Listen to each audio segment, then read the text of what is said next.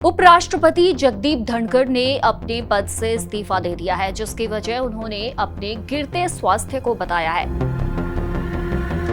सोमवार को राष्ट्रपति द्रौपदी मुर्मू को भेजे अपने इस्तीफे में उन्होंने कहा है कि अब वो अपने स्वास्थ्य को प्राथमिकता देंगे।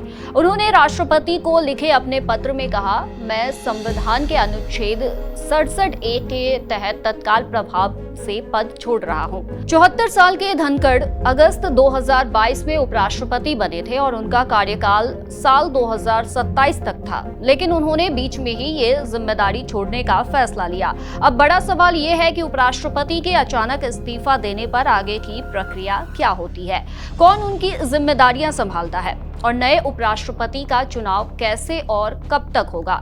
संविधान में इसके लिए एक प्रावधान है। दरअसल भारत में उपराष्ट्रपति का पद राष्ट्रपति के बाद दूसरा सबसे बड़ा संवैधानिक ओहदा है।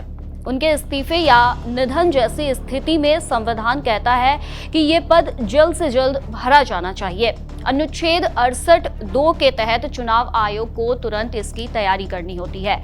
आमतौर पर निवर्तमान उपराष्ट्रपति का कार्यकाल समाप्त होने के 60 दिनों के भीतर नया चुनाव करना होता है, लेकिन अगर पद अचानक खाली हो जाए, जैसे इस्तीफा, निधन, पद से हटाए जाने की स्थिति या कोई और कारण, तो ऐसे में चुनाव की प्रक्रिया को टालने की कोई गुंजाइश नहीं होती है। मतलब पद को भरने के लिए जल्द से जल्द चुनाव कराने की व्यवस्था की जाती है। अब उपराष्ट्रपति के चुनाव की बात करें तो संविधान के अनुच्छेद 66 के मुताबिक उपराष्ट्रपति का चुनाव संसद के दोनों सदनों के निर्वाचित और नामित सदस्यों द्वारा किया जाता है, यानी इलेक्टोरल कॉलेज उपराष्ट्रपति चुनता है। वोटिंग होती है सिंगल ट्रांसफरेबल वोट सिस्टम से और ये होती है गुप्त मतदान के जरिए, यानी सीक्रेट बैलेट के माध्यम से।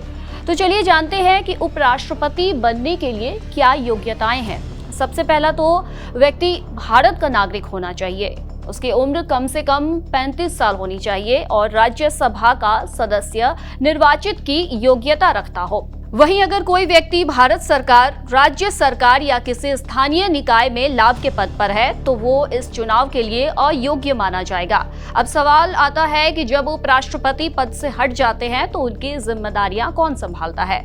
देश के संविधान के तहत उपराष्ट्रपति राज्यसभा के सभापति होते हैं, इसलिए उनकी अनुपस्थिति में ये जिम्मेदारी राज्यसभा के उपसभापति को दी जाती है।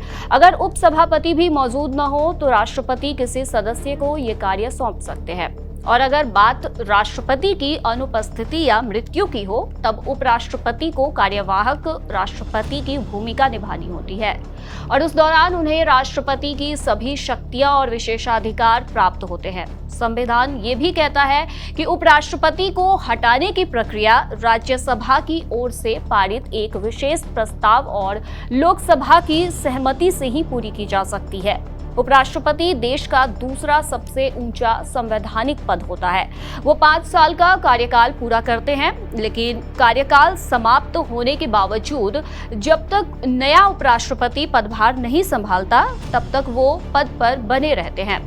वहीं ऐसी स्थिति में जब राष्ट्रपति की अनुपस्थिति, बीमारी या किसी दूसरे कारण से अपने कर्तव्यों का पूरा करने में असमर्थ होते हैं तब उपराष्ट्रपति इन्हें पूरा करते हैं। इस दौरान उपराष्ट्रपति को राष्ट्रपति की सभी शक्तियां और विशेषाधिकार हासिल होते हैं।